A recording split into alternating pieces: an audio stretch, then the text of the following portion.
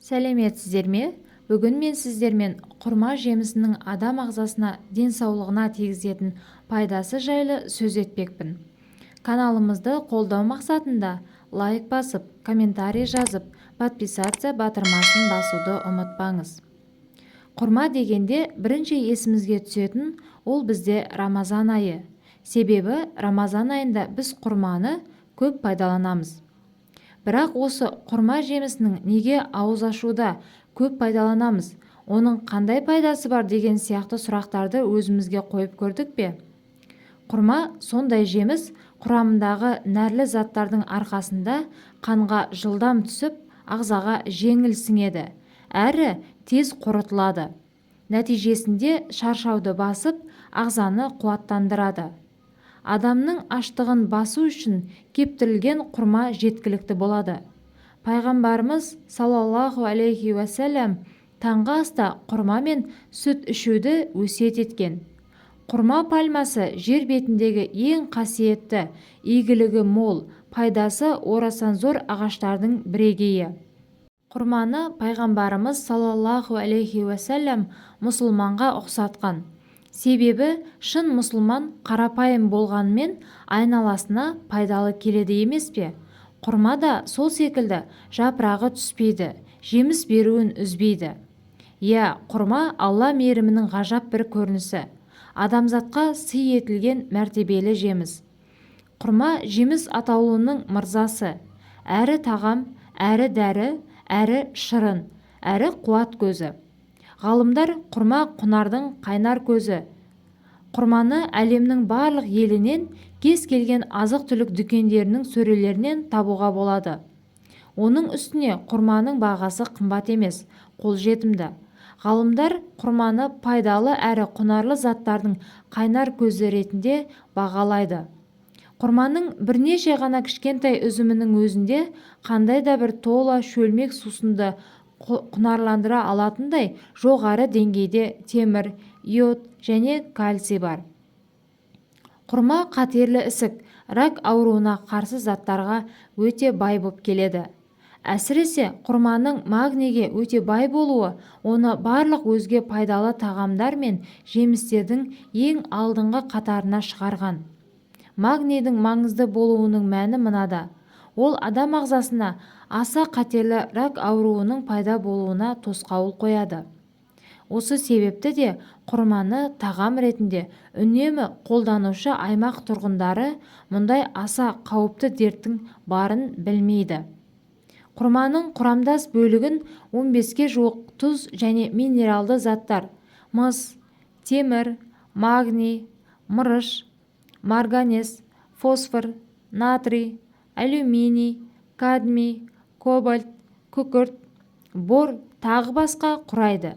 Жемістің құрамында алмада, бананда, апельсинде жоқ 23 амин қышқылдары бар. Құрамында А, С, В1, В2, В3, В6 дәрумендері бар. Сондай-ақ құрма құрамындағы пектин мен тағамдық талшықтар ішектің жиырылуы қызметін күшейтіп, рак ауруларының алдын алады.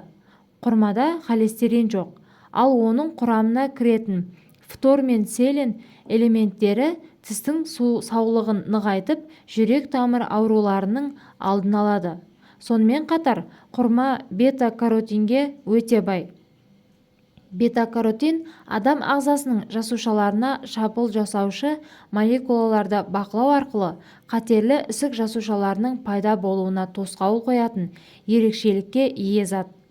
Барлық мақтау аса дана Алла тағалаға болсын. Құрма пальмасы пайғамбарымыз саллаллаху алейхи уәсәләмнің сүйікті ағашы. Ислам әлемінде құрманың орны ерекше. Құран аяттарында құрма пальмасы бірнеше рет аталған, әрі 15 жерде құрманың Алла тағала тарапынан адамзатқа берілген сый екендігі айтылады. Алла елшісі саллаллаху алейхи уәсәләм құрма мен сүтті адам үшін ең жақсы тағам деп санаған. Сондай-ақ жүрек ауруларының емі ретінде құрманы пайдалануды өсиет еткен. Ал қазіргі медицинада Құрамында калийдің жоғары болу себепті дәрігерлер құрманы жүрек қан тамыр ауруларына пайдалануға кеңес береді. Адамның аштығын басу үшін кептірілген құрма жеткілікті болатындығын көрсетеді. Тағы бір хадисте құрма кеселді кетіреді, өйткенді онда кесел жоқ. Шын мәнінде құрма жәннаттық жеміс және онда шипа бар делінеді. Құрманың адам ағзасына, денсаулығына тигізетін 10 түрлі пайдасын атап өтпекпіз. Бірінші, қан аздықта, яғни анемияда қолданған дұрыс. Себебі құрма құрамында темір көптеп кездеседі. Қаныңыз аз болса, бұл жемістің өзінен немесе жапырағынан шай жасап ішуіңізге болады. Екінші, құрманы жүктілерге және бала емізетін әйелдерге жеу ұсынылады. Ғылыми зерттеулердің нәтижесінде құрманың құрамындағы ерекше ынталандырғыштар жүктілік мерзімінің соңғы айларында жатыр бұлшықеттерін қатайтады екен. Яғни әйел жеңіл босанады. Сонымен қатар құрма ана сүтін дәрумендермен байытады. Құрма құрамындағы ерекше элементтер әйелдерде босанғаннан кейін болатын күйзелістен арылуға көмектеседі. Бұл жеміс шырыны ағзасы әлсіреген анаға күш береді. Сонымен қатар босанушы әйелдің ағзасында жаңа туылған нәрестеге өмірінің ең алғашқы сәтінен бастап өте қажетті ана сүтін құрайтын химиялық реакцияның жүзеге асуын қамтамасыз етеді. Үшінші, иммунитетті көтереді. Құрмадан емдік шәрбат дайындалады, немесе күнделікті 2-3 дана құрма жеу ұсынылады. Құрма шәрбатын биологиялық белсенді қосымша ретінде қабылдау ұсынылады. Суық тию, тұмау, жөтелді емдеуге және алдын алуға көмегін тигізеді. Төртінші, жүректің жұмысын жақсартады. Ол калий мен магнийға бай.